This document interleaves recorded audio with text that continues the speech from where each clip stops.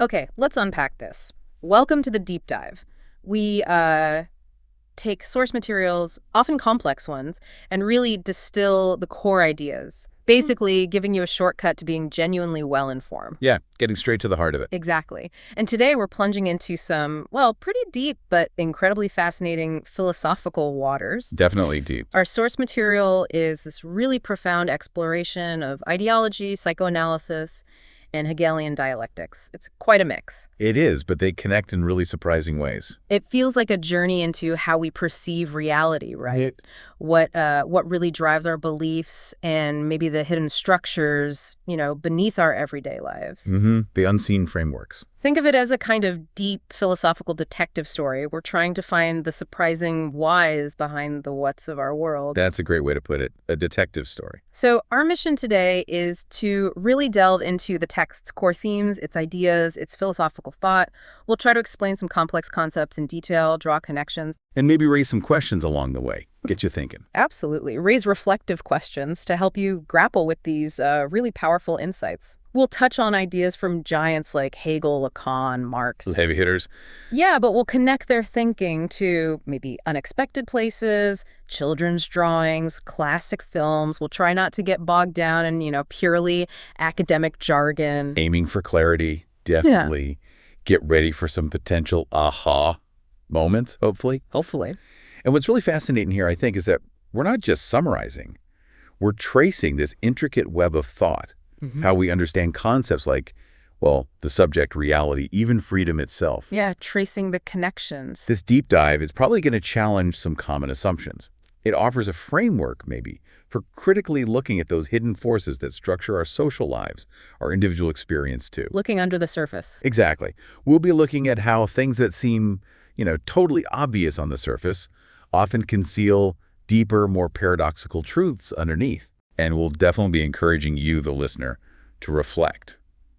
How do these ideas resonate with your own perceptions, your own experiences? Okay, so let's kick off this philosophical detective story. We're starting with what the outline calls the Hegelian hammer. Big concepts here, but hopefully really insightful. Let's start with Hegel's dialectics and this idea of Aufhebung. Aufhebung. Yeah, that's a cornerstone. It's German, often translated as sublation. Sublation sounds a bit technical. It can seem that way, but it's much more complex than just like canceling something out. Think of it maybe as a three-step process. Something is reduced, but its essence is preserved, and then it's elevated, lifted up to a higher, more conceptual form. Okay, so reduction, preservation, and elevation, like distilling something. That's a good analogy. Distillation, the sublated thing, it survives, yeah. But it's like an abridged edition, as the source puts it. Abridged, okay. It's stripped away from its immediate material context. It only keeps its essential features, all the raw, vibrant, immediate stuff that gets transformed into a kind of fixed, abstract mark. So the raw life of it changes. Completely. And for Hegel, that immediacy of life, what he sometimes calls its green color, that's lost forever after this process. Lost forever. Sounds a bit sad. You'd think so, but here's the kicker. For Hegel, there's no lamentation, no sadness about this loss. Really? Why not? Because for him, this isn't some tragic sacrifice. It's actually a necessary positive step.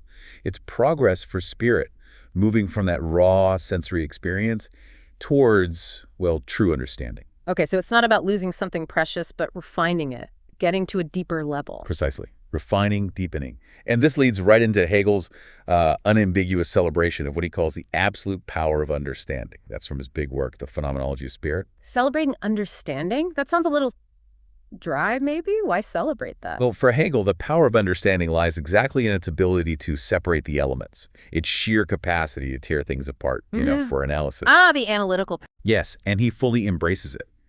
The issue with understanding, as Hegel sees it, isn't that it's too strong, but that it doesn't quite grasp its own power fully. It mistakenly thinks that our mind is imposing divisions that aren't really there in reality. Like we're forcing categories onto things. Sort of, like we're separating what in reality belongs together. But the crucial shift, the move to what Hegel calls reason, isn't about just stopping analysis and going back to some fuzzy, undivided whole. No, what is it then? Instead, that power of tearing apart, that analytical force, gets displaced into the things themselves. Into the things. How does that work? It becomes their inherent power of negativity. It means the divisions, the contradictions we see, they aren't just in our heads. They're an intrinsic part of reality itself. Wow, okay. That is a fundamental reframe. It really makes you think, when we analyze a problem, break it down into parts, do we ever stop to consider that the thing itself might inherently contain those divisions? Right. Or do we always just assume it's us, our minds, doing the separating, imposing a structure that isn't really there? Yeah, it challenges how we think about analysis. Okay, so to make this shift, this green to gray idea more concrete, there's this fascinating educational experiment mentioned from the 1960s. Oh yeah, the drawing experiment. It's quite telling. So researchers asked 5-year-olds to draw self-portraits, and the drawings were, as the source says, exuberant, lively, full of colors, surrealistically playful. Just what you'd expect. Absolutely. Pure kid creativity. But then, 2 years later, after about 18 months of primary school, the same children drew themselves again. And the results? Drastically different. The later portraits were rigid and subdued, and a large majority, apparently, spontaneously choosing only the gray of the ordinary pencil, even though other colors were available. A gray pencil, wow. Yeah. And the common interpretation, the totally predictable one, was, of course, school ruins creativity. Exactly. School squashes children's spontaneous creativity, forces rigid discipline, dulls their imagination. That's the usual takeaway. But the Hegelian standpoint, it flips this completely, doesn't it? It really does. The text argues, from this perspective, that this reduction from lively colorfulness to gray discipline, it's not a loss. Not at all. It's actually a profound gain. A gain? How? It's seen as a step forward, a form of progress. So losing the color is progress. That's provocative. It is. But from this viewpoint, the power of spirit is precisely to progress from that green immediacy of life the raw, colorful experience to its gray conceptual structure. Because in that more reduced disciplined medium, the gray pencil line, the spirit, can reproduce the essential determinations, the core structure. Things that our immediate, vibrant green experience actually blinds us to. So the color hides the structure? In a way, yes. The child's first drawing might be beautiful, lively, but the second, more structured gray drawing that could represent a deeper, more conceptual grasp of self, an early understanding of form, maybe, or identity that goes beyond just the sensory input. That's a really powerful way to look at structure and learning. It makes you think about your own life, right? Think about an area where maybe some complex, lively experience got reduced to a more structured, maybe even gray framework. Did you lose something? Or was a deeper understanding, a more precise grasp of its essence actually gained? It's a challenging thought. Definitely turns the usual lament about lost childhood creativity on its head. It does. And this transformation from that organic self-identity to what's called subjective negativity, it's crucial. The text uses an apple metaphor. Ah, yes, the apple. If I eat an apple, I destroy its organic self-identity and assimilate it to myself. Now, this act of destruction, it isn't just external, it reveals something about the apple itself. Right. It's inherent nature to be destructible. It's homogeneity with my digestive organs, as the text rather starkly puts it. Stark but clear. It can be broken down and become part of me. And in this very strict sense, the subject itself gets described as abrogated substance, or maybe cleansed substance, a substance reduced to this, void of the empty form of self-relating negativity. Okay, that's dense. Let's unpack self-relating negativity. It means the subject isn't defined by rich content, but by the pure form of relating to itself through this process of negation, of breaking down the immediate. In Lacanian terms, which the source often draws on, this is the move from substance, represented as S, to a barred subject, S, with a bar through it. The barred subject, signifying a lack or division. Exactly. Representing a subject stripped bare of all the, quote, wealth of personality, reduced to this void. And Hegel, importantly, sees this constitutive sacrifice positively. It's not a loss for him. Unlike others who might see it as alienation. Right. Adorno and Horkheimer, for example, were critical of this self bent on mere survival. And Schelling, another philosopher, had a parallel idea of contraction, but with a more, let's say, excremental connotation, squeezing out the content. Okay, so this profound reduction to essential form, this void, why is it so important for this deep dive? Because it's absolutely crucial for understanding how the subject, in this view, relates to reality. And perhaps counterintuitively, how absolute freedom emerges from what seems like a very stark, reductive process. Right. Building on that idea of reduction, of this sort of cleansing, let's look at the counter movement. It's called abrogation. Now, this isn't just something that happens after sublation, right? No, exactly. The text is clear. Abrogation is the imminent conclusion of the entire process. It's not just tacked on the end. It's integral. Part of the cycle itself. Absolutely. The two, sublation and abrogation, they're interdependent.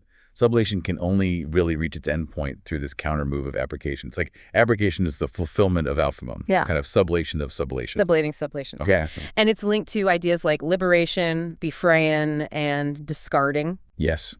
Speculative abrogation is presented as this fulfillment. And the term absolute here, it refers to a relief or sublation that frees from a certain type of attachment. It's about freeing oneself from that initial material immediacy. Okay, so true knowing, true cognition. It isn't just about mentally grabbing something, notional appropriation, as the text says. Right, that process of appropriation, of trying to grasp it, that only happens while cognition is still incomplete. So what's the sign that it is complete? The sign is when cognition liberates its object, lets it be, drops it, in a sense. That's the culmination of sublation, when it sublates itself. It lets go, but the obvious counter-argument comes up again, doesn't it? Isn't the part you discard, the part you let go of, just worthless? Why celebrate letting go of trash? Yeah, that's the intuitive objection. But the source pushes back hard on that with two key reasons. First, that discarded part, it's far from worthless. Metaphorically, it's the manure of spiritual development. Or fertilizer, like we said before. Exactly. The ground for further growth. The example given is the release of nature into spirit nature. Once sublated and released, provides the ground for spirit's own development. Okay, that makes sense. And the second reason? Second, and maybe more fundamental, what gets released is the inert matter, the stuff that's been processed. And the supreme moment of the subject's freedom is to set free its object. Freeing the object is the subject's freedom. Yes. This completely reframes absolute freedom. It becomes literally absolvere, releasing, letting go. It's a freedom achieved through relinquishment, not just through power or control or acquisition. That really makes you think. When do we truly understand something? Is it when we grip it tightly, trying to possess every detail? Or maybe it's when we can finally let it go, allow it to exist freely on its own terms? Perhaps when we don't need to define it against ourselves anymore. It's a very different perspective on what mastery or understanding means, isn't it? It really is. Now, this wasn't universally accepted. Schelling, who we mentioned earlier, he criticized Hegel here. Right, Schelling had issues with the transition back. He argued that after Hegel finished the whole logical development of the notion, his return to real life used terms like decision, like the idea decides to release nature. And Schelling said, hang on, decision is a category of will, not logic. You're sneaking back into real life illegitimately after closing the logical circle. A fair critique on the surface. Yeah. But how does the source respond? It argues that Schelling misses the way the act of releasing the other is thoroughly immanent to the dialectical process. It's not an external step. It's the conclusion within the logic itself. So it's not a leap back. Hegel insists it's different from standard dialectical transitions. The idea freely releases itself in its absolute self-assurance and inner poise. The being it determines itself into remains transparent to it. But a little suspicion does linger, doesn't it? What's the suspicion? Does this absolute liberation ultimately depend on absolute mediation of all otherness? Meaning, do I only set the other free after I've completely internalized it, processed it, made it part of my own system? So is the letting go genuine or just the final step of mastery? That's the question. And this is where Lacan comes in with a really crucial critique, or perhaps a rereading of Hegel. What does Lacan suggest? What if Hegel, far from smoothing over differences, actually asserts a previously unheard of division, a split that runs through both the particular subject and the universal substantial order? A division running through both. Yes. And this suggests that reconciliation, that coming together of the particular and the universal, happens through this division that cuts across them, not by magically dissolving antagonisms. So reconciliation via division, not despite it. Precisely. And that's a huge distinction. It counters that common postmodern critique that Hegel just magically resolves all conflicts in some higher synthesis. No, here, the division itself is the mechanism. The split, the antagonism isn't overcome. It's actually constitutive. It makes the reconciliation possible in a way. Wow, okay, that's a fundamental rethinking of dialectics. And this idea that division and antagonism aren't just problems, but are integral to the process that leads us straight into Marx and Freud, doesn't it? And their ideas about the symptom. Exactly. The symptom, where truth emerges precisely in the breaks, the fissures, the divisions. Right, that idea of constitutive division, a split being necessary, that sets us up perfectly for this next part. We're bringing in Marx and Freud now, looking at their understanding of the symptom. And Lacan makes this really provocative claim, doesn't he? That it was Karl Marx who invented the notion of symptom. He does. And it sounds maybe a bit shocking at first, but it's not just a clever line. It points to a really deep theoretical insight Lacan saw in Marx. So what is the Marxian symptom, according to Lacan? It involves detecting a kind of fissure, an asymmetry, maybe a pathological imbalance in the social system, something that fundamentally belies the universalism of the bourgeois rights and duties. So it shows the hypocrisy or the contradiction. Yes, but crucially, this imbalance, this symptom, it's not just an imperfect realization. It's not like, oh, we haven't achieved true universal rights yet. No, it functions as a constitutive moment. Constitutive, Yeah. meaning it's necessary for the system. Exactly. It's a particular element like, say, the exploitation inherent in the wage contract, which actually subverts its own universal foundation of supposed free and equal exchange. In this sense, the basic Marxian method of criticism of ideology is already symptomatic. It looks for that point of breakdown, which is, yes, different from the main ideological field, but at the same time necessary for that field to achieve its closure, its appearance of consistency. So the flaw holds the system together in a weird way. In a very weird, paradoxical way, like how the quantitative development of commodities eventually leads to the internal negation of equivalent exchange, which shows up as the symptom of exploiting the labor force. Okay. So the symptom isn't just a glitch, it's a necessary structural element, even if it's uncomfortable. This resonates with Freud's work too, right? But there's a key difference in how we usually think about Freud. There is. Freud often gets hit with this notorious reproach of pansexualism.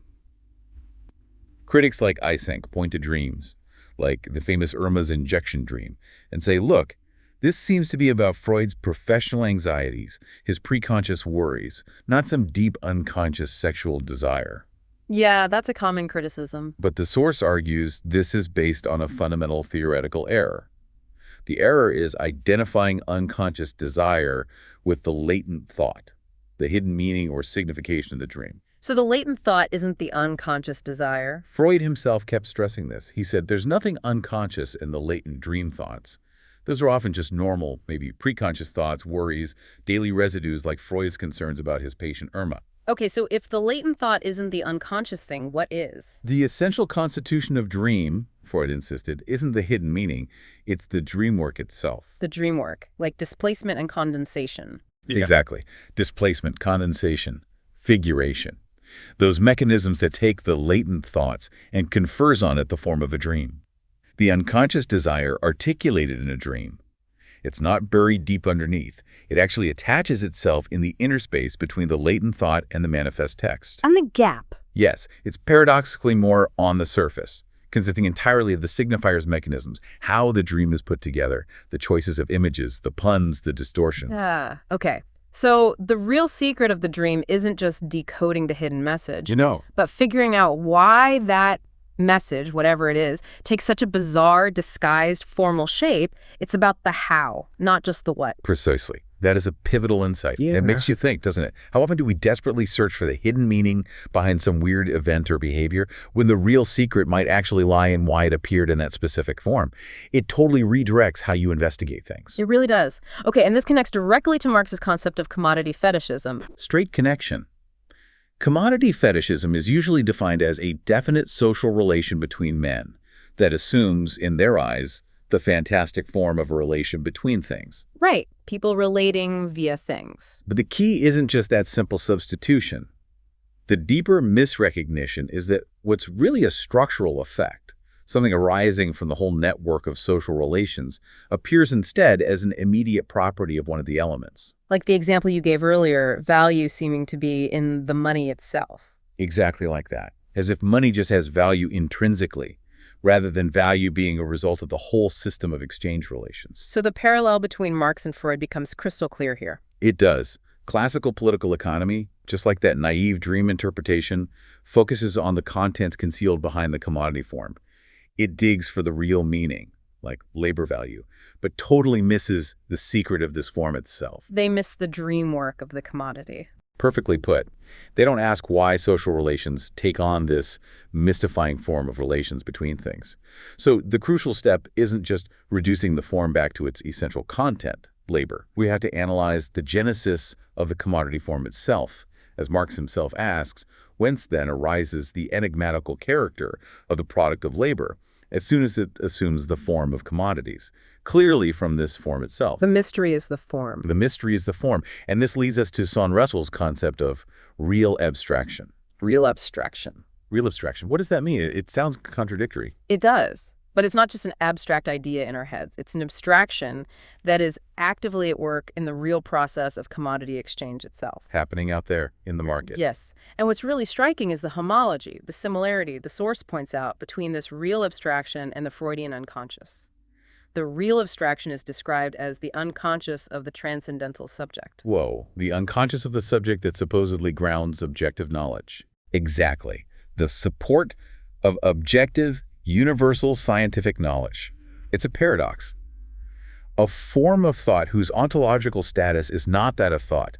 It's external to conscious thought. It resides in the symbolic order, in the very structure of exchange. So thinking happens outside the mind. In a way, yes. Mm-hmm. This idea subverts the usual philosophical distinction between the real object out there and the object of knowledge in our minds. It introduces this external prior form of thought embedded in social practice. It was kind of a scandalous notion because Son Russell basically confronted philosophy's nice, neat, closed circle with this external place where fundamental thought processes were happening outside of conscious reflection. Okay, that's a mind-bending idea. And how does this connect back to ideology? It leads to a really profound definition. The text talks about the practical solipsism of individuals in exchange. They act as if only their own actions matter, misrecognizing the broader sociosynthetic function of the exchange itself. They don't see the big picture they're part of. Right. But here's the core paradox. This non-knowledge of the reality is part of its very essence. The whole system of social exchange, its effectivity, is only possible if the individuals participating are unaware of its underlying logic. We have to not know for it to work. That's the claim.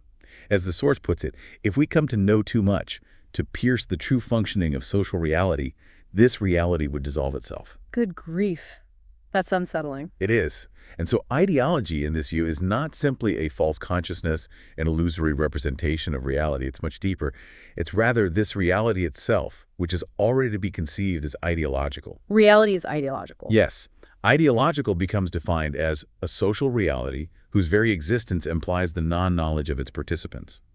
The very fabric of our social world, in this fundamental sense, requires us not to fully grasp its inner workings. Okay, so this understanding of ideology as this, materialized reality sustained by necessary non-knowledge, where does that take us next? It leads us directly into thinking about how belief itself functions, not as some private internal state, but as a public materialized force, and how fantasy, far from being mere escapism, actually structures reality itself. Right, that idea that reality needs us not to know its true nature is...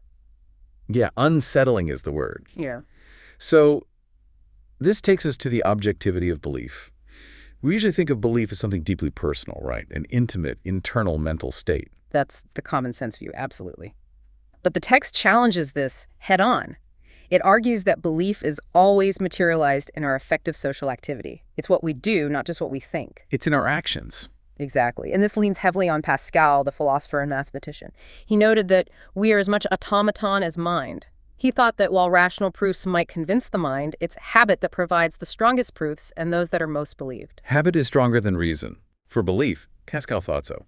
It's habit that inclines the automaton, our bodies, our routines, which leads the mind unconsciously along with it. And Pascal's definition of the unconscious here is remarkably close to Lacan's. The automaton, i.e., the dead, senseless letter, which leads the mind unconsciously sans le savoir with it. The dead letter of habit leads the mind. Yeah. Our most profound beliefs aren't just abstract thoughts. They're embedded in our actions, our rituals, the very way we move through the world. So it really isn't about what we consciously think or assent to. It's about what we do. The text gives some great examples, like Tibetan prayer wheels. Right. You write a prayer, put it in the wheel, and spin it. You don't necessarily have to be thinking the prayer constantly. The wheel itself, the mechanism, is doing the praying for you. Instead of me, as the text says. The action carries the belief.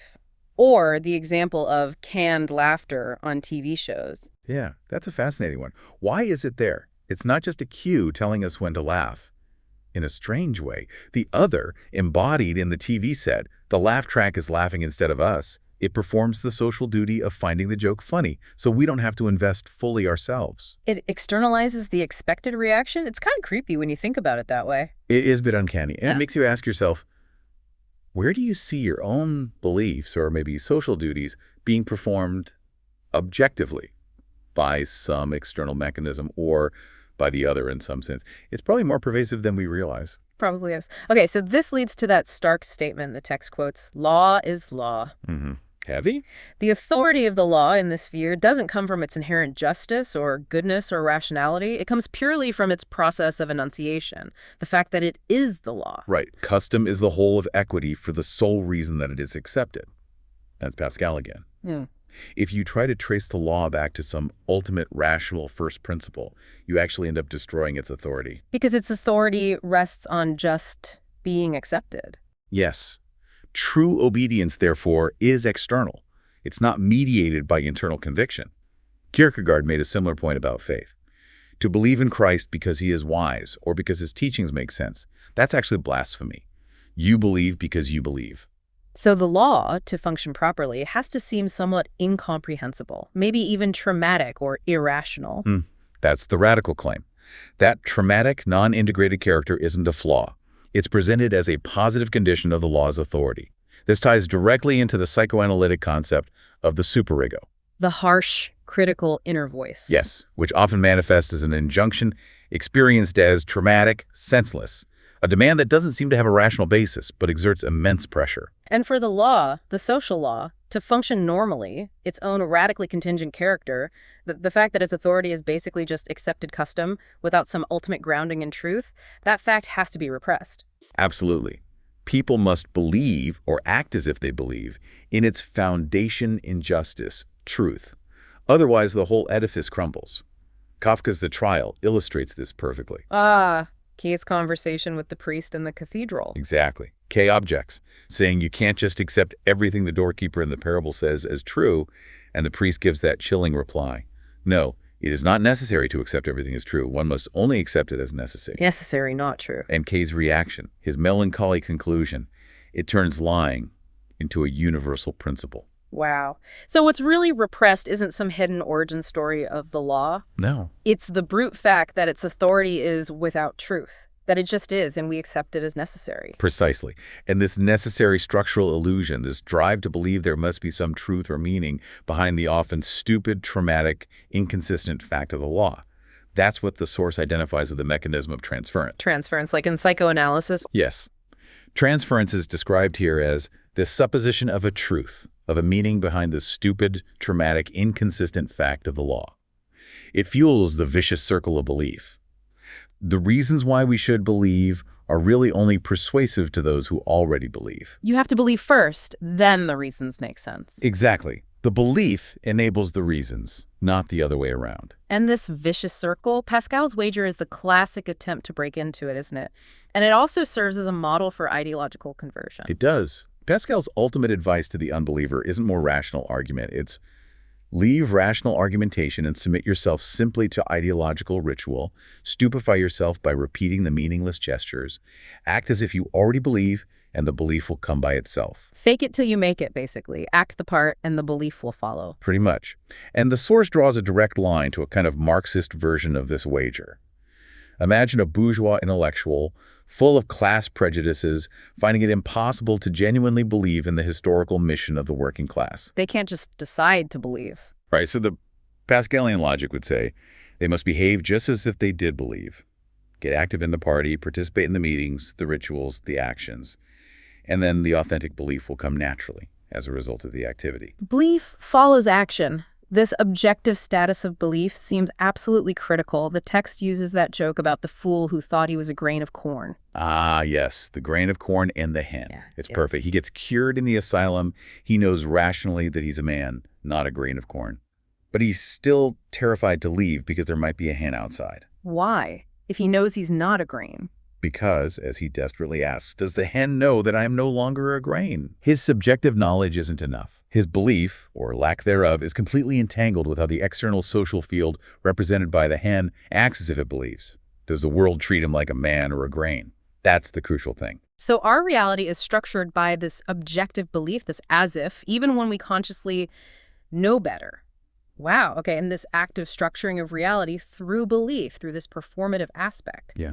This leads us to the idea of ideological fantasy. Yes, fantasy in this sense isn't just daydreaming. It's the underlying scenario that structures our reality, often by hiding the gap, the inconsistency, the lack at the very heart of the social field. Okay, that connection between our actions, what the hen knows, and how reality gets structured is really something. So now let's dive into what actually holds an ideological field together. What gives it its identity? The text calls this the ideological quilt, using the Lacanian term point de capital. Yeah, the quilting point. It's a great metaphor. Think about any ideological space. You've got all these different ideas and terms floating around, right? Like ecologism, feminism, democracy, freedom. Their meaning isn't fixed. It's kind of open, overdetermined. They can mean different things in different contexts. They're the floating signifiers. Exactly. Now, the point de capital, the nodal point, is a specific privileged signifier that comes along and essentially quilts these floating elements together. It pins them down. Like stitching them onto a backing. Precisely. It stops their sliding and fixes their meaning. It structures them into a unified, coherent field. The source uses communism as a prime example. How does that work? When communism functions as the quilting point, all those other terms, democracy, feminism, the peace movement, suddenly acquire very precise, fixed meanings within the communist framework. Democracy might become real democracy, meaning socialist democracy, as opposed to bourgeois formal democracy. Everything gets redefined in relation to that central point. It anchors everything else. It's a fascinating way to think about how ideologies create meaning. But the text makes a crucial point here, this quilting point, this point de capital. It isn't some kind of ultimate, supreme meaning itself. No, not at all. That's the key insight. It's more like a pure difference. Its function is purely structural, purely performative. It's like a signifier without the signified. Its meaning is its active enunciation, its active structuring the field. It defines things by its position, its relation to other terms, not by some inherent positive content. Wow. So it creates meaning without having meaning itself, in a way. That's tricky. It makes you think, what are the quilting points in your own ideological landscape? What are those master signifiers that seem to unify a whole bunch of disparate ideas in your own thinking or in the political or social discourses you encounter? What terms, when you hear them, suddenly make everything else fall into a specific kind of alignment? It's a really useful concept for analysis. Yeah. And it leads us straight into a classic philosophical debate about naming. How do names actually refer to objects? Right, the naming debate. There are two main camps, descriptivism and anti-descriptivism. Yeah, exactly. So descriptivism basically argues that names refer because of their meaning. A name like Aristotle refers to the philosopher because he fits a certain cluster of descriptive features, pupil of Plato, teacher of Alexander, etc. The meaning, the description, comes first. Intention thus has logical priority over extension, as they say. The meaning determines the reference. Okay. What about the other side? Anti-descriptivism, often associated with Kripke, argues the opposite. Names refer because of an initial act of primal baptism. Someone was first named Aristotle, and then there's a causal chain of people using that name to refer back to that original person. The reference holds even if some or even all of the descriptions we associate with the name turn out to be wrong. So the causal link matters more than the description. Right. Thales refers to Thales because he was named Thales and we're a part of that chain, even if the story about him falling into a well while looking at the stars isn't true. Okay, two opposing views.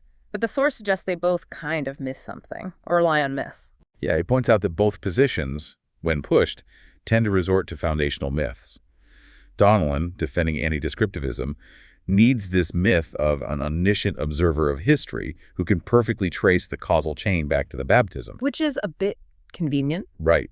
It overlooks a crucial insight, which is that the identity of an object is the retroactive effect of naming itself. The naming doesn't just point to a pre-existing identity. It helps constitute it. Naming creates the identity. In part, yes. The core insight here is the radical contingency of naming. The fact that naming itself retroactively constitutes its reference. The act of naming is sort of necessary afterwards retroactively. It solidifies the identity. Okay, so the rigid designator, Kripke's term for a name that refers to the same object in all possible worlds, it isn't aiming at some fixed pre-existing essence then. No.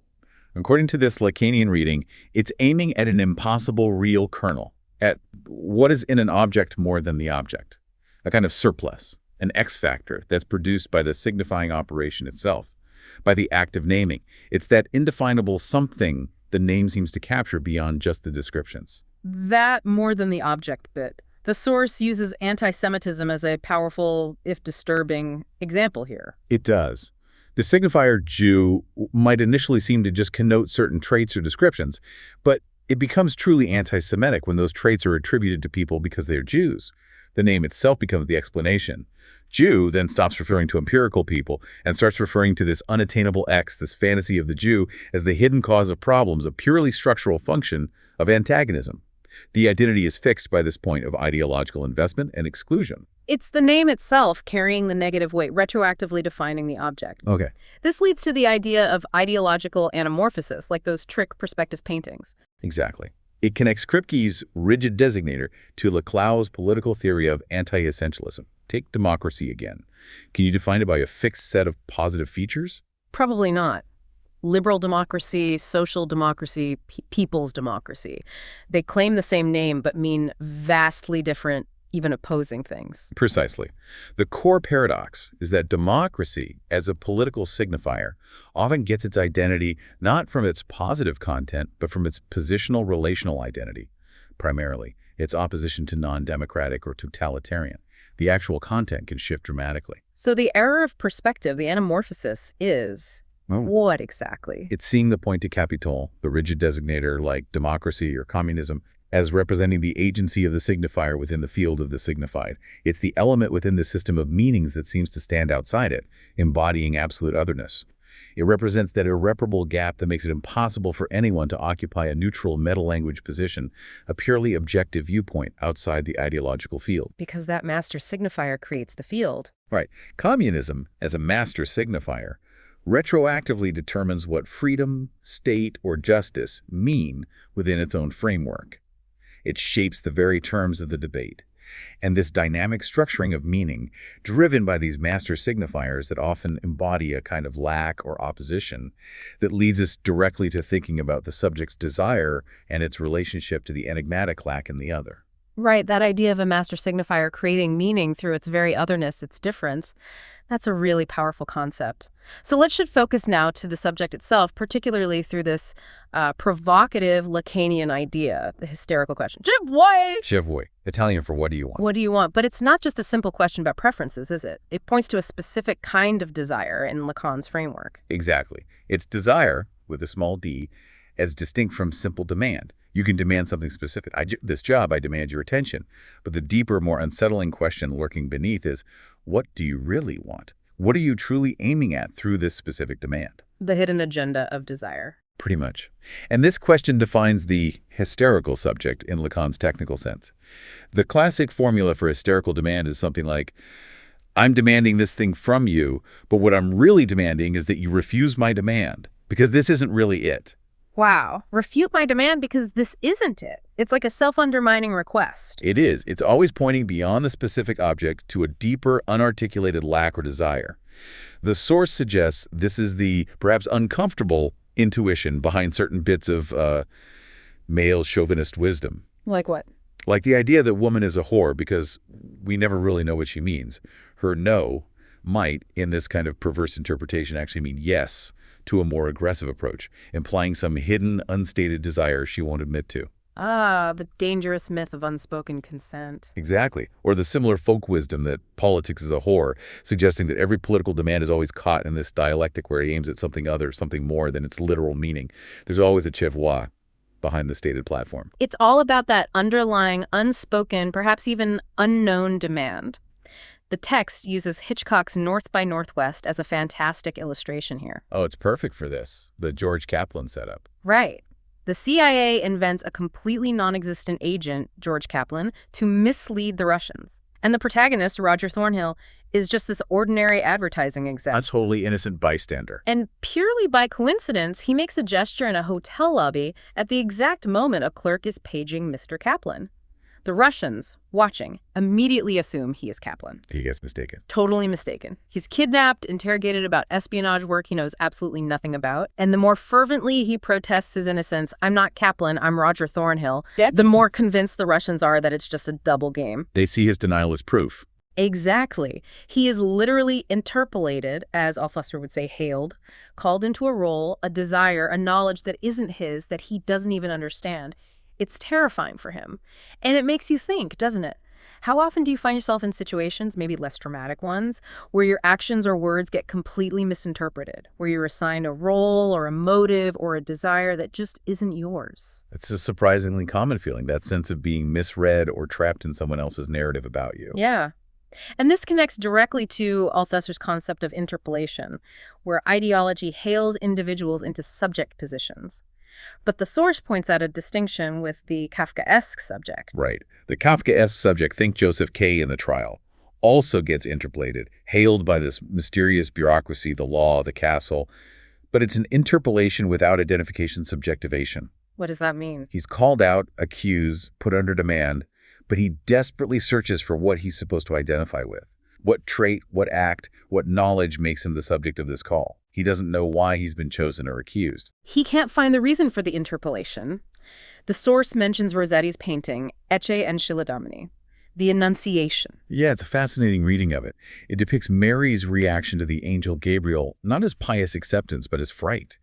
She's shown withdrawing, almost with a bad conscience, as if asking, why me? Why was I selected for this stupid mission? It's interpreted as ease interpolated into Mary, her hysterical reaction to the call. Exactly. And Scorsese's film, The Last Temptation of Christ, takes this even further, showing Jesus himself undergoing this hystericization, resisting his divine mandate, questioning the je vois of God even on the cross. The text even suggests Judas becomes the real tragic hero in that version, the one who sacrifices his own reputation, his posthumous good name for the sake of the mission. He understands the other's demand, perhaps better than Jesus does initially. Wow, okay. And the figure of the Jew, in the anti-Semitic perspective the source analyzes, becomes the embodiment of this je vois. Yes. In that hateful ideology, the Jew is always suspected of hidden motives. It's never clear what he really wants. There's always this suspicion of a secret plan, a hidden desire running counter to the apparent reality. So anti-Semitic fantasy, like the Jewish conspiracy, is basically an attempt to answer that unbearable question, to fill the gap. Precisely. Fantasy is an attempt to fill out the gap of the question with an answer. It provides an imaginary scenario filling out the void of the other's enigmatic desire. It tries to make sense of what feels threateningly uncertain. And even the Jewish God in this interpretation is seen as the purest embodiment of this je vois, especially with the formal prohibition on making an image of God. Right. That prohibition leaves the void of the other's desire radically open, unfilled by any image or concrete representation. This creates, the text suggests, an unbearable anxiety for the chosen people who become debtors to this unknowable, enigmatic divine desire. Constantly trying to figure out what God wants. And Christianity, in contrast, is presented as an attempt to sort of gentlify this harsh je vois. How? Through the narrative of love and sacrifice. The crucifixion. Yes, the death of God's Son is offered as the ultimate proof of God's infinite love and answer to the question of his desire, thereby aiming to deliver humanity from the anxiety of that unknowable divine je vois. The figure of the saint also functions differently, not as someone wrestling with the je vois, but as occupying the place of the pure object, the objet pétia. The object of desire. Or rather, just persisting in this kind of inert presence like Antigone in Sophocles' play. Antigone, with her absolute uncompromising adherence to her singular desire, burying her brother, she isn't asking je vois. She provokes it in us because her desire is so absolute, so beyond ordinary negotiation, that it escapes our usual ways of identifying or understanding. She embodies the object cause of desire in its pure, unsettling form. Okay. This distinction between asking the question and embodying the object, it leads to another important Lacanian distinction: imaginary versus symbolic identification. Yes, crucial difference. So imaginary identification, often linked to the ideal ego, is identification with an image.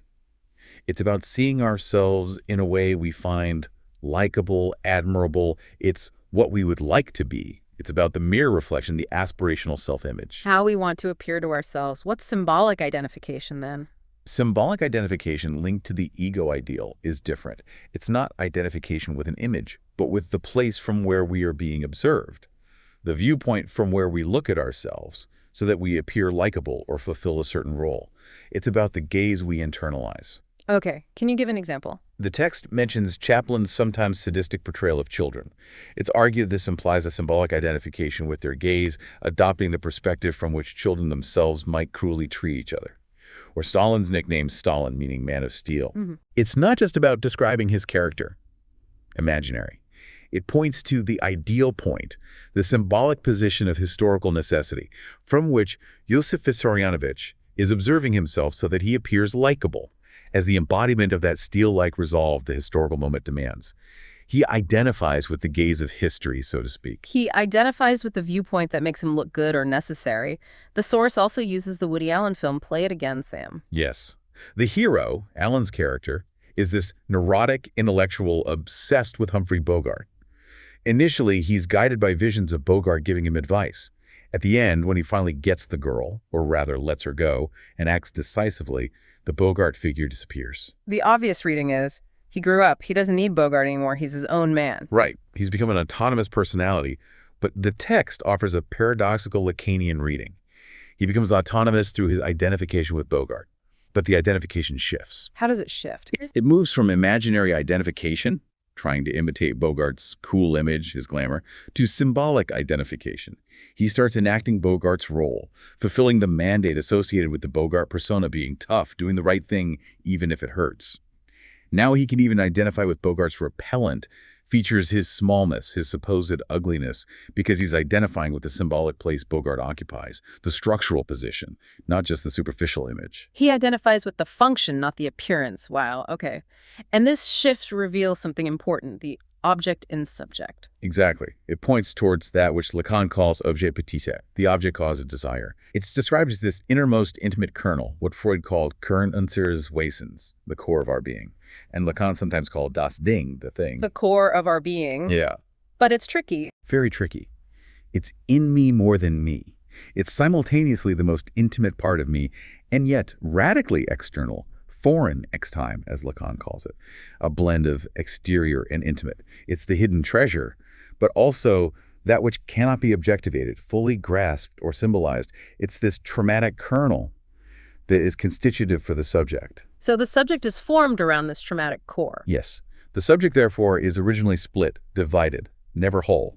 This inherent division and the fundamental impossibility of ever fully symbolizing this kernel, this real, that leads us directly to examine the nature of the real itself, how it resists symbolization, and how it shows up in things like trauma, anxiety, and even historical repetition. Okay, that idea of the split subject formed around this intimate yet foreign kernel, this objet A, that brings us to the Lacanian concept of the real, which is notoriously not easy to get a handle on. Definitely not. It's one of the trickiest concepts. The real in this framework is described as a hard kernel resisting symbolization, dialecticization. It just persists in its place, always returning. It's something that paradoxically does not exist, meaning it doesn't exist within the symbolic order, the network of language and meaning, but it has very real properties and effects. Doesn't exist but has effects. Okay. The source uses a science fiction story to illustrate Frederick Brown's experiment. Yeah, that's a neat little illustration. A scientist invents a time machine, tests it with a small brass cube, sending it 5 minutes into the past. The cube vanishes, he waits, and 5 minutes later, poof, the cube reappears. Success, he thinks. But then he realizes, if it worked, the cube should have reappeared 5 minutes ago when he first turned the machine on. The cube vanishing now is the effect of its reappearance in the past. The real, in a way, operates like this. It doesn't cease not to inscribe itself. It insists, it returns, even when it seems impossible or logically contradictory within our symbolic framework. It keeps showing up, even if it doesn't make sense. And the real is also linked to jouissance, that intense, perhaps traumatic enjoyment. Yes, fundamentally. The text states that jouissance does not exist again, meaning it's impossible to fully symbolize or attain. It's impossible, but it produces a number of traumatic effects. Yeah. And the key example is a prohibition of something which is already in itself impossible. Like the incest taboo. Exactly, or prohibitions around child sexuality. If these things are impossible or unnatural according to the symbolic order, why the intense need to prohibit them? That very prohibition, marks the proximity of the real, the site of this impossible jouissance. Wittgenstein's famous line from the Tractatus is relevant here: whereof one cannot speak, thereof one must be silent. But Lacan might add, why the must? If it's truly unspeakable, impossible, why the ethical injunction to be silent? That must points to the real, the traumatic kernel we circle around. The prohibition signals the presence of the impossible thing. Okay. This leads to this idea of knowledge in the real and the two deaths, using the cartoon cat example. Right. The classic Wile E. Coyote scenario. The cat runs off a cliff, keeps running on thin air, and it only falls when it looks down, realizes its predicament, and remembers the laws of gravity. It falls when it knows. Exactly. Yeah. It's as if, for a moment, the real has for a moment forgotten its knowledge, forgotten the symbolic laws that govern it. This connects to Freud's analysis of his dream about his dead father. In the dream, the father is alive, but doesn't seem to realize he's dead. The dream expresses the wish that the father does not know that he is dead. He needs to be, in a sense, reminded of his death for this symbolic reality to take hold. So this points to the distinction between two deaths. Yes. There's empirical death, the biological event. But there's also symbolic death, being erased from the symbolic network, having one's place nullified. Someone can be empirically dead, but symbolically still alive. Their influence continues, their place is still marked. Or, conversely, someone can be empirically alive but symbolically dead, like Napoleon on Elba, defeated and exiled, who perhaps didn't yet know that he was already dead, in the symbolic sense, still clinging to his former identity. And the cartoon characters like Tom and Jerry who keep dying and reappearing. They embody this perfectly. They seem to have this indestructible body, constantly subjected to lethal violence, but always coming back. They represent, in a way, the real of death dissociated from its symbolic finality. They operate outside the full knowledge of symbolic death until the narrative, maybe, reminds them. It's a fascinating paradox. Where do you encounter situations in life where something that seems impossible or illogical still kind of works? Maybe by forgetting its own rules until knowledge or awareness makes it collapse. It happens more subtly than in cartoons, I suspect. Oh, definitely. It's woven into the fabric of things. Yeah. Now let's connect this real to history and revolution through Walter Benjamin. He saw history as a text whose meaning is decided afterwards, retroactively. History is written by the victors kind of thing. More like the meaning emerges through later events. This ties into revolution as repetition. The source mentions Rosa Luxemburg arguing against the idea of waiting for the perfect moment, seizing power only when conditions are mature. She argued against waiting. Yes. Her counter was that the first seizures of power are necessarily premature. The working class can only reach its maturity, its readiness, through these premature attempts and their failures. If you wait for the absolutely appropriate moment, it will simply never arrive, because the subjective conditions have to be forged in the struggle itself. You can't wait for readiness. You create readiness by acting. Precisely. And this highlights the impossibility of meta-language in the revolutionary process. The revolutionary subject isn't some detached strategist pulling the strings. They are part of the process, shaped by its unpredictable temporality. Hegel's theory of repetition offers a great historical parallel with Julius Caesar. Caesar's assassination. Yes. In the eyes of contemporary opinion, his murder was seen as just an arbitrary act of violence by conspirators wanting to restore the Republic. But Hegel argues it was objectively necessary. Why? Because Caesar's death is what actually produced Caesarism, the empire ruled by emperors. The act, intended to prevent empire, ironically cemented it. So the truth emerged from the failure itself. That's the Hegelian insight. The murder fulfilled the task assigned to it by history, to exhibit the historical necessity by denouncing its own non-truth, by revealing its own contingent arbitrary character which failed to stop the inevitable rise of the empire. Okay, so failure, or maybe an initial error or premature action, can be essential for the true meaning or necessity to emerge later. This brings us back to the crucial role of misrecognition, doesn't it? Absolutely central. Historical necessity, in this view, is often constituted through misrecognition, through the initial failure of opinion to grasp an event's true significance. Truth itself arises from misrecognition. The event like Caesar's grab for power, or maybe a revolution, is first experienced as a contingent trauma, an eruption of a certain non-symbolized real. It doesn't make sense within the existing framework. Only through repetition, through its consequences unfolding, does it get recognized in its symbolic necessity. It needs time and repetition to be understood. The source uses Pride and Prejudice as a literary example, Elizabeth and Darcy. Yes, it's a lovely example.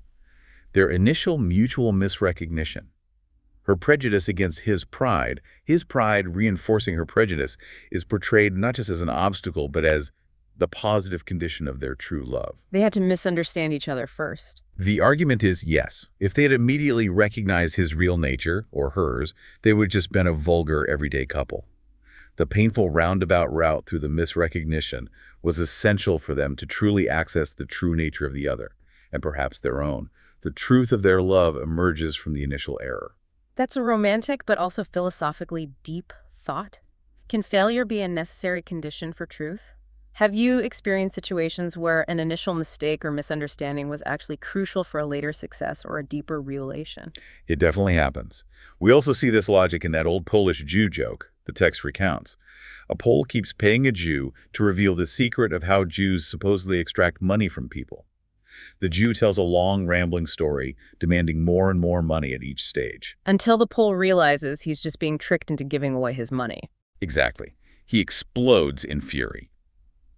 And the Jew calmly replies, well, now you see how we, the Jews. The joke is the Jew did deliver the secret. The secret wasn't some hidden technique at the end of the story. The secret was the narration itself, the process, how the Jew captured the Pole's desire and played on his anti-Semitic fantasy, the transference, to get his money. The Pole's mistake was looking for the secret content, not recognizing the truth in the form of the interaction itself. The secret was in the performance, this circularity, this retroactive effect. It's a staple in time travel stories, too, like William Tenn's The Discovery of Moriel Mathaway. Right. A time traveler goes back to meet a famous painter, Mathaway, before he becomes famous, but he finds Mathaway hasn't painted anything yet and has no talent. In desperation, the time traveler, who is a painter, paints Mathaway's masterpieces himself, puts Mathaway's name on them, and leaves them for posterity. So he causes the past he came to observe. Precisely. His intervention causes the past to be what it always was. His action was comprised, included, in the timeline from the very beginning. This is like Lacan's concept of un bévu, an overlooking. We overlook how our own act, our own observation, our own intervention is already part of the state of things we are looking at, how our error is part of the truth itself. Transference, again, is seen as this essential illusion through which the final truth gets produced. Our mistakes create the truth we discover. Another time travel example, Robert Heinlein's The Door into Summer. Yeah, Daniel Boone Davis, the inventor. He uses suspended animation and time travel. Crucially, on his first trip to the future, he sees his own name and his company's name in a newspaper archive, proving his future success. But he doesn't consciously register it at the time. Later, back in the past, remembering seeing that proof is what motivates him to take the actions, like going back into suspended animation, that will make that future happen. So the existence of the trace, the proof, depended on him not seeing it properly the first time. Exactly. If he'd fully registered it on the first visit, the causal loop might have broken. This illustrates how the unconscious, like that paradoxical letter, insists only insofar as it does not exist ontologically, or isn't fully brought into conscious knowledge. It points back to that terrifying experience that if we come to know too much to pierce the true functioning of social reality, this reality would dissolve itself. Our imaginary sense of self, our reality, relies on this misrecognition. Wow. This deep dive into the real, its paradoxes, its link to truth and misrecognition, it really shows how fantasy isn't just escape, but deeply embedded in structuring our reality, which leads us, I think, to the sublime and even fascism. Strange as it sounds, yes. The sublime, the void, and the political implications. These ideas about the real, repetition, how misrecognition is key, they really do force a rethink of basic assumptions. So now let's explore the sublime and how it connects to absolute negativity. We're drawing on Hegel and Kant again here. Right. Hegel, in his discussion of the religion of sublimity, which he primarily associates with ancient Jewish religion, connects it to Kant's idea of the sublime. Kant's sublime. That's the feeling we get from things that overwhelm us, right? Like massive nature, huge mountains, raging storms. Exactly. Chaotic, terrifying, limitless phenomena. Things that go beyond the pleasure principle, overwhelm our imagination, and make us feel small, but also point towards something transcendent within us, our rational or moral faculty, the thing in itself, for Kant.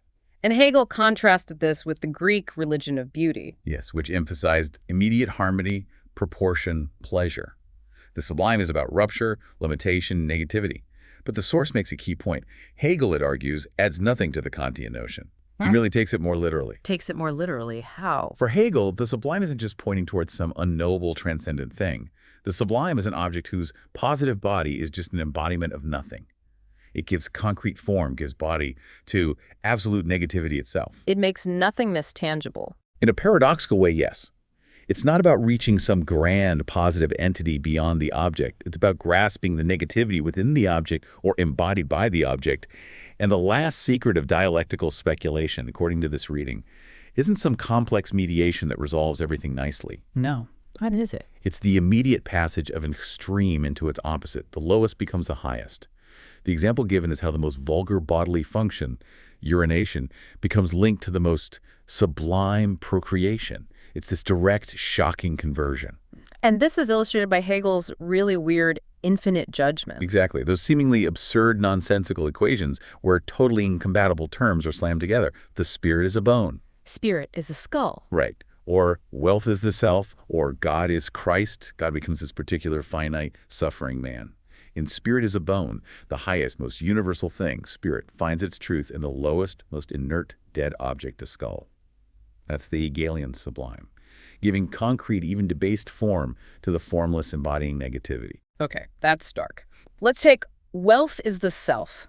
How does that work in Hegel's phenomenology? It emerges in the section dealing with culture, specifically the shift from the noble-minded consciousness, which genuinely believes it's serving the state power sincerely, It's a loyal servant. to the state of disintegration, where that consciousness becomes alienated and adopts the language of flattery. Flattery. Kissing up to power. Yes, but Hegel gives it a paradoxical twist. Flattery, where the subject says things they don't mean to appease power, is presented as a kind of perverse ethical act, an act of radical self-voidance. How is insincere flattery ethical? Because the flatterer implicitly recognizes that, although what I'm saying disavows completely my innermost convictions, I know that this form emptied of all sincerity is truer than my convictions. The empty performance, the adherence to the form of submission, is seen as containing more truth than subjective inner feelings. The truth of speech depends on its performative function, its role in the social power dynamic, not on psychological sincerity. Truth is in the doing, the saying, or the meaning. This heroism of flattery, it involves renouncing your inner self. Yes, renouncing one's sense of honor, moral consistency, reducing the subject to this empty form. And where does this utterly emptied subject find its objective counterpart, its mirror image in the world? In wealth, in money. Exactly. Wealth is the self. Money, this inert, external, passive object, this piece of metal, becomes the immediate embodiment of the alienated self, the universal power of society. It's just as absurd, nonsensical an equation on the surface as spirit is a bone. It's the sublime objectification of alienated self-consciousness. Okay, this reevaluation of form, even empty form, having a kind of truth. This takes us back to Kant, but linking him with Sod and the obscenity of moral law. Right. Let's revisit Kant's categorical imperative. It demands obedience to a law which has a necessary unconditional authority without being true, in the sense of being derived from empirical reality or guaranteeing happiness. It's a transcendental fact, a given that must be presupposed for morality to even function. It's not like ordinary laws. No. Social laws aim to regulate interactions, pacify egotism, maintain a kind of social balance or homeostasis. But the moral law, for Kant, is different. It often feels like an impossible injunction. You can because you must. Do your duty regardless of consequences or your own inclinations. A very demanding law. Extremely. And Lacan's radical thesis, mentioned in the source, is that this pure, formal, Kantian moral imperative secretly conceals an obscene superego injunction: enjoy. Enjoy. The moral law tells us to enjoy. That seems backwards. It does. This is the idea of say it is the truth of Kant, Kant of Exad. The obscenity isn't in the specific content of the law, which is often about renunciation, but in its form itself functioning as a motivating force. We obey the law because it is law, because of its pure, formal, unconditional demand, not for any positive, rational reason or promised reward. We obey the form of the command. Yes, and this very renunciation demanded by the law, this adherence to the pure form, paradoxically produces a certain surplus enjoyment. The Lacanian plus de jouir, the objet pitié, there's a perverse enjoyment in the sacrifice itself. And this connects to fascism. The source argues yes. Fascist ideology is presented as a kind of naked display of this logic. Its core isn't a complex theory, but a purely formal imperative: obey because you must. Renounce personal enjoyment, Sacrifice yourself for the nation, the leader for the sake of sacrifice itself. Find fulfillment in the very meaninglessness of the sacrifice from a rational standpoint. Like Mussolini saying, our program is very simple. We want to rule Italy. Exactly. No complex justification needed. The power lies in the utterly void formal character of the demand itself. Fascism, in this reading, directly perceives the ideological form, the obedience, the sacrifice as its own end, and psychoanalysis aims to expose the obscene enjoyment lurking within this devotion to pure formal sacrifice. That's a chilling connection. Okay, this hidden enjoyment in the form, it relates to Descartes' provisional morality, his second maxim. Yes, the maxim about getting lost in a forest. The best strategy is to continue to walk as straight as you can in one direction, even though it was possibly chance alone that first determined them in their choice. Just keep going consistently. I'm dither. Right. The text argues this reveals the hidden cards of ideology as such. What's the point? The real aim of ideology is the attitude demanded by it, the consistency of the ideological form, the positive reasons, the justifications, the content. They're often there only to conceal this fact, to conceal the surplus enjoyment proper to the ideological form as such. So the why hides the real how, the enjoyment of just following the form. That's the idea. It connects to John Elster's concept of states that are essentially byproducts. Right, things you can't aim for directly. It's exactly like happiness, or the supposed educational benefits of jury duty, or even the terrestrial profit some hope to gain from religious belief in Pascal's time. These things only happen if you don't aim for them directly. If jurors consciously think, I'm only doing this to become a better citizen, the educational effect might actually be spoiled. They have to believe they're doing something else serving justice. The real goal has to remain hidden for the effect to occur. So why must this inversion, this focus on the form and the enjoyment it provides, remain hidden in ideology? Because, the text argues, its revelation would reveal the enjoyment which is at work in ideology. It would expose the fact that, at a fundamental level, ideology serves only its own purpose. It generates its own satisfaction through our adherence to its form, and that self-serving circular enjoyment. That's precisely Lacan's definition of jouissance. Ideology is ultimately about its own enjoyment. Wow. Okay, this analysis of how ideology works through hidden enjoyment, formal imperatives, and necessary misrecognition. This takes us towards the practice of criticizing ideology and maybe towards understanding the end goal of psychoanalysis itself. That is a powerful and, pretty disturbing insight into the hidden enjoyment powering ideology. Okay, so let's pivot now to the politics of appearance.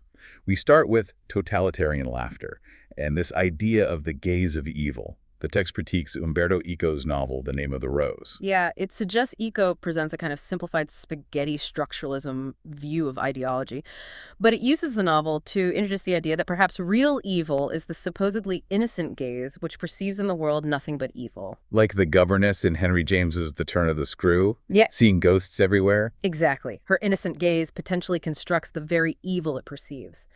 This leads into a fascinating Lacanian twist on the classic story of the Emperor's New Clothes. Okay, what's the twist? It's not just that the emperor is naked. No.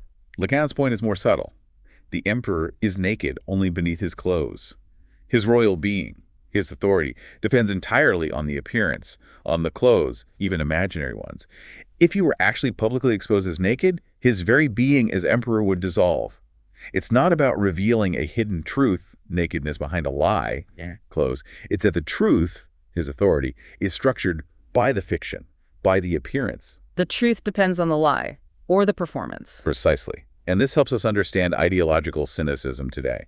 We live in a supposedly post-ideological era where people often say they don't really believe in political ideologies, they keep an ironical distance. Yeah, I know it's all spin. Right, but the text argues this cynical distance is actually a way to blind ourselves to the structuring power of ideological fantasy.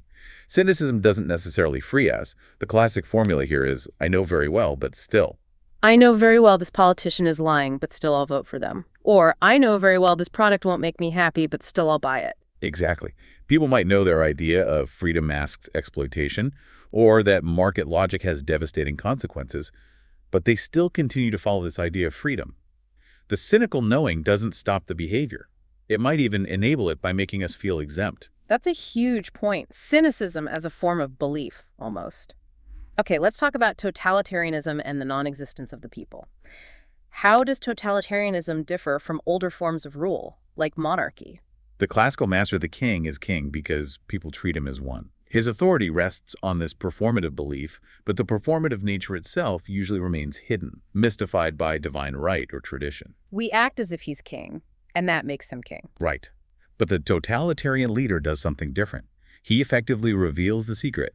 He says, in essence, I'm your master because you treat me as your master. It is you with your activity who make me your master.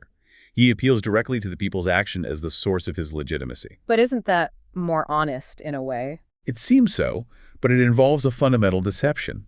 The leader constantly refers to the people, or the class, the nation, as this unified entity supporting him. But this people does not exist as some independent, unified entity before being represented by the party and its leader.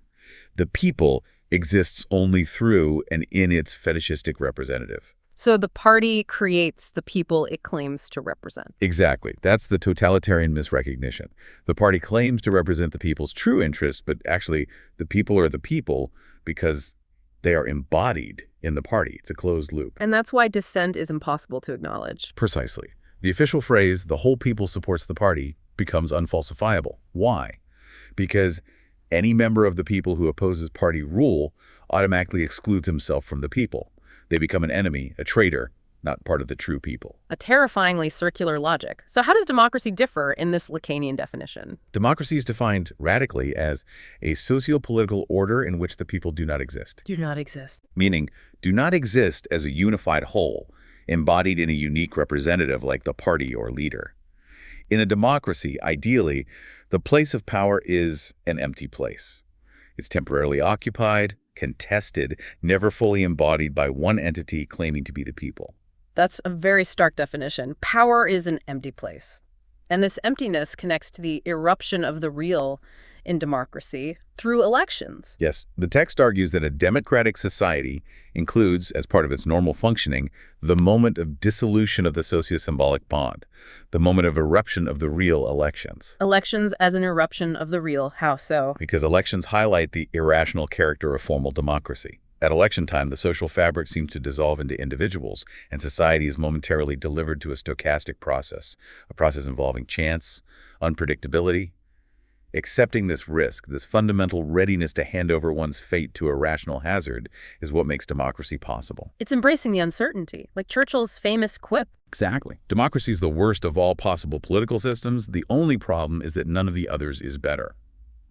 The paradox is profound. What's the paradox? If we try to eliminate all the problems of democracy, the possibility of manipulation, corruption, irrational choices, the deformations, if we aim for a perfect, real democracy where the true will of the people is always expressed without distortion, we might actually lose democracy itself. Because we'd eliminate the empty space, the risk, the real. Precisely. So-called real democracy, the text suggests, often ends up being just another name for non-democracy, because it tries to close that gap, eliminate the unpredictable eruption that defines formal democracy. Wow. Okay, so democracy needs its fictions, its emptiness, its irrationality to function. This leads us back to that core idea.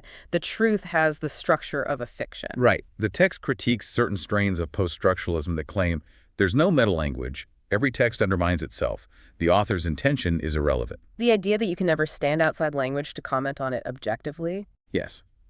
But the source argues this very position is a kind of meta-language in its purest, most radical form, because it claims to know the universal truth about all texts from a position seemingly outside them. Lacan offers a different, more defiant response.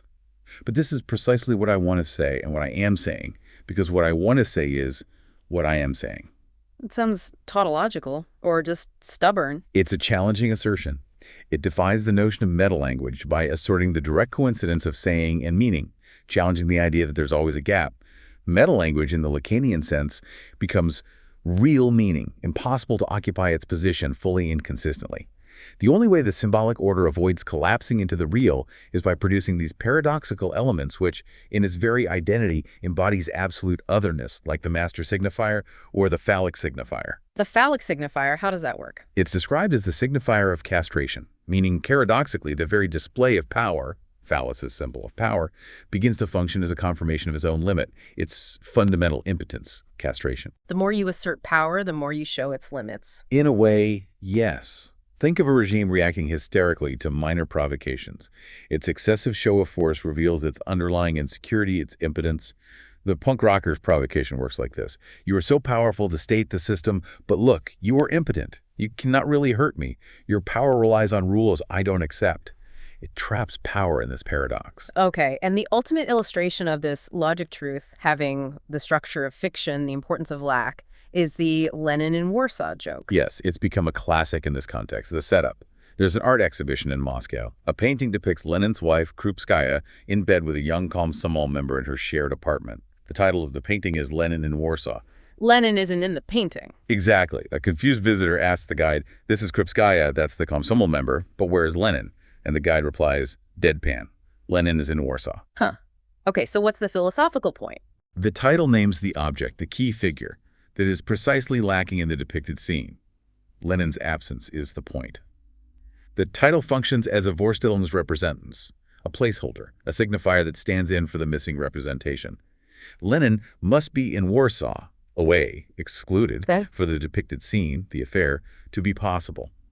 His exclusion is the positive condition for the emergence of what is being depicted. So the painting is about the absence named in the title. The subject, what's depicted, relies on the object, what's lacking but named. Beautifully put. It's like Hitchcock's MacGuffin. The thing everyone's chasing, but it doesn't really matter what it is. Right. The MacGuffin is often nothing at all, a pure pretext. Its only significance is that the characters believe it has significance, and that belief drives the plot. The joke has a second, even better punchline sometimes. When the visitor points out Lenin isn't there, the guide says, "Well, you see how efficient it is. The absence works." The fiction is efficient. Wow. It really makes you reflect. How do fictions, stories, narratives, even absences or omissions shape how you perceive reality?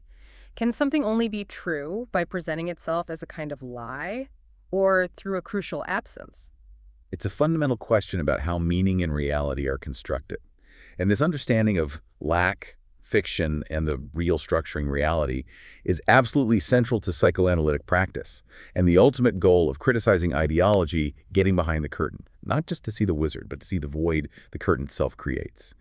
So we're reaching the culmination of this deep dive, moving towards the end point of analysis, which the source terms subjective destitution. To get there, we need to solidify this idea of antagonism as real. Antagonism isn't just conflict, it's real, meaning It's not something that can be ultimately resolved or symbolized within a given social field. It's that impossible kernel, that limit which is in itself nothing, but which prevents a closure of the social field. It's constructed retroactively as the traumatic point that escapes symbolization. like class struggle in the Marxist sense. Exactly. Class struggle in this Lacanian reading of Marx isn't the ultimate signifier that explains everything. It is that certain limit, a pure negativity, a traumatic limit, which prevents the final totalization of the social ideological field. It's the point where the system cannot achieve full consistency. It's like the real jouissance itself, impossible to grasp directly, but producing real traumatic effects. And again, marked by the prohibition of something already impossible, attesting to its persistent, troubling presence. Okay. This inherent antagonism, this real, connects to the subjective constitution of guilt. How does guilt come into the picture? The source points to the obscene dimension of simply asking a question, especially a question like, "What were you doing?" directed at a child caught doing something forbidden. The question itself seems to denude its addressee, creating immediate shame and guilt, regardless of the actual act. The question itself makes you feel guilty. Yes, because it aims implicitly at that Kern unseres Wesens, that core of our being, das Ding, that extime object that is in me more than me. This is objet petit again, that hardcore embodying horrifying jouissance, the part of us that enjoys in ways that transgress the social norms.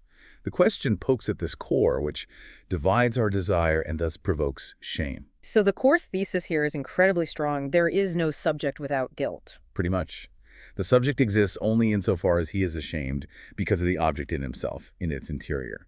Guilt isn't just about specific wrongdoings. It's fundamental to the subject's original split structure, Pierce by A. And Kafka's Joseph K. again? He embodies this. Perfectly. He is incriminated by suddenly being thrown into a situation in which he is presumed to know what is expected of him, presumed guilty without knowing the crime. That illusion of the subject already being there, knowing the rules, shows its negative guilt-inducing face and case predicament. He's guilty because the law addresses him as if he should know. Okay, to clarify this object, This objet A, the source uses Hitchcock again, distinguishing three types of objects in his films. Yes, it's a helpful typology. First, the MacGuffin linked to the phallic signifier. Yeah. As we said, it's nothing at all. A pure pretext, structurally absent, its significance purely auto-reflexive. It just makes the plot go. Think The Secret Plans in the 39 Steps or North by Northwest. Okay, the empty driver. What's second? Second is the circulating object of exchange, linked to the lack in the other, S. This is often a seemingly trivial object, a leftover of the real, almost an excrement in symbolic terms. But paradoxically, its circulation is the positive condition for restoring or maintaining a symbolic structure. Examples might be the cigarette lighter in Strangers on a Train, or maybe the child and the man who knew too much. It's the radically contingent element through which the symbolic necessity arises. A small thing that holds the symbolic network together. And the third type? Third is the object figured by the birds in Hitchcock's film, or maybe the overwhelming presence of the ship in Marnie. This represents objet petit itself in its terrifying aspect. It's a massive, oppressive material presence, an impassive, imaginary objectification of the real, an image that directly embodies jouissance. It's traumatic, unassimilable, pure menace. Three distinct ways the object functions. Okay, this leads us to those presumed to concepts, like the subject presumed to believe. Right.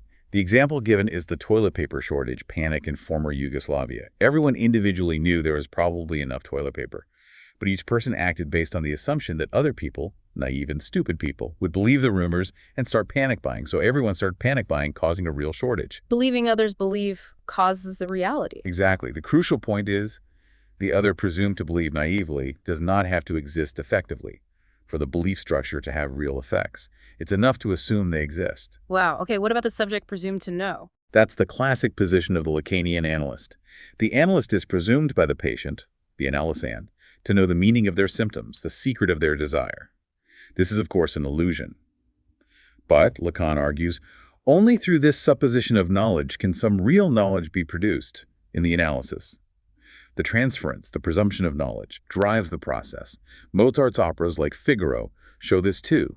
The Count sings angry words with a melody of reconciliation, revealing his unconscious knowledge or intention in the gap between form and content. The presumption enables the discovery. Then there's the subject presumed to enjoy. Key for understanding obsessional neurosis. The obsessive's compulsive rituals and thoughts are often staged for an imaginary other who is presumed to be watching, judging, perhaps even enjoying the subject's torment or meticulousness. Performing for an unseen audience. And lastly, the subject presumed to desire. Crucial for hysteria, famously illustrated by Freud's patient Dora. The hysteric often doesn't know what they want. They need another subject, real or imagined, to embody or articulate a desire that they can then react to, identify with, or organize their own ambiguous desire around. Hence, hysterical desire is the desire of the other. Okay, all these presumed subjects, they lead us finally to the end stage of psychoanalysis, subjective destitution. How did Lacan's view on the goal of analysis evolve? It shifted significantly. Early Lacan saw symptoms as like white spots on a map, unsymbolized traumas or experiences. Analysis was about symbolization, weaving these knots into the subject's personal history, achieving full speech where they could narrate their story coherently. Making the unconscious conscious through narrative. Pretty much. Middle Lacan added complexity. Symptoms weren't just gaps, but also ciphered messages addressed to the subject presumed to know, the analyst, expecting dissolution through interpretation. But he also recognized the symptom as a way the subject organizes enjoyment, jouissance. This led to the idea that the subject loves his symptom more than himself. It provides a perverse satisfaction. And fantasy emerges here as distinct from the symptom, an inert construction which resists interpretation, scaffolding the subject's reality. So interpretation isn't enough if the symptom provides enjoyment. What about late Lacan? Late Lacan shifts focus decisively from the symbolic to the real. The goal becomes less about interpretation and more about going through the fantasy, la traversée du fantasme. Traversing the fantasy. What does that mean? It's not about finding the meaning behind the fantasy. It's about having the experience of the fact that the fantasy object, by its fascinating presence, is merely filling out a lack, a void in the other. Realizing that the fantasy scenario we construct to give consistency to our reality is built around and hides precisely this fundamental inconsistency or lack in the symbolic order, the other. There's nothing behind the fantasy except this void. So subjective destitution is realizing the void behind the fantasy. It's the culmination of traversing the fantasy. The subject no longer presupposes himself as, meaning they relinquish the fundamental fantasy that structures their identity. They annul the effects of the act of formal conversion, that moment of interpolation where they took on a certain symbolic identity. It means recognizing the real as the void in the other, experiencing the other, the symbolic order, language, society, as fundamentally blocked, failed, marked with a central impossibility. Seeing the lack in the system itself, this connects to the phallic experience. Yes, that paradoxical experience of coinciding omnipotence and impotence. On the one hand, everything depends on me. The subject feels they posit all reality, like the Fichtean subject. On the other, but for all that I can do nothing. The subject realizes they are only formally assuming or being subjected to what is already given by the symbolic order. The phallus, as the transcendental signifier, is what mediates this paradox, transforming the limitation, the lack, the castration into the very condition of subjective power and possibility. Wow. Okay, so subjective destitution isn't just about seeing the illusion. No, it's deeper. It's about seeing the illusion not as something to simply unmask and discard, but as the very structure that opens up the void, the space where the subject exists. To unmask the illusion in this final sense is to see the determinate nothing behind it and to recognize that this nothing is the subject itself. The subject as the void revealed when the fantasy frame dissolves. Okay. Here's where it gets really interesting, wrapping things up. We've taken a seriously deep dive today, haven't we, into these incredibly profound, interconnected ideas from Hegel, Lacan, Marx, exploring how really fundamental concepts, the symptom, ideology, freedom, even our own identity, are structured by forces we often, well, misrecognize or just overlook entirely. Yeah, forces operating just beneath the surface of our awareness. From those surprising games Hegel saw in the gray conceptual reductions, to Marx's insight into the hidden form of commodity fetishism, and then Lacan's understanding of desire as this kind of defense against the enigma, the chevroi of the other, we've seen how our reality is just deeply intertwined with these philosophical constructs. They're not just abstract theories, they describe the very mechanics of our experience. We've wrestled with the materiality of belief, how it's in our actions, the often senseless authority of the law, and the truly paradoxical nature of the real itself, that thing which does not exist but has these profound, often traumatic effects. And the point is, this isn't just academic point scoring. It offers potentially a whole new lens, a lens to view your own experiences, your relationships, the social world buzzing around you. It helps you understand not just what things are, but maybe why they are the way they are, and how they function at their most fundamental, often hidden levels. Absolutely. And if we try to connect this all back to the bigger picture, what we've really explored today suggests that the very fabric of our understanding, our social reality, it's woven with these threads of, well, fundamental lack, structural misrecognition, and essential paradox. It's not a neat tapestry. No, definitely not neat. Knowledge, then, isn't necessarily about peeling back layers to find some pure, simple, unadulterated truth underneath. It's often about recognizing the truth in the distortion, seeing the necessity in the illusion, understanding the function of the symptom. The truth in the fiction, as we discussed. Exactly. And this, I think, raises a really important, maybe even provocative final question for you, the listener, to mull over. How does all this change your perception of free choice? Ah, the freedom question. Yeah. If, as we discussed, the subject is often treated as if they had already chosen what was actually imposed on them by the symbolic order, and if Hegel's absolute freedom involves letting go of the object you've already internalized and mastered, then what kind of real choices are actually left to us? And what does it truly mean to liberate something, or even to liberate ourselves within these complex structures of ideology, desire, and the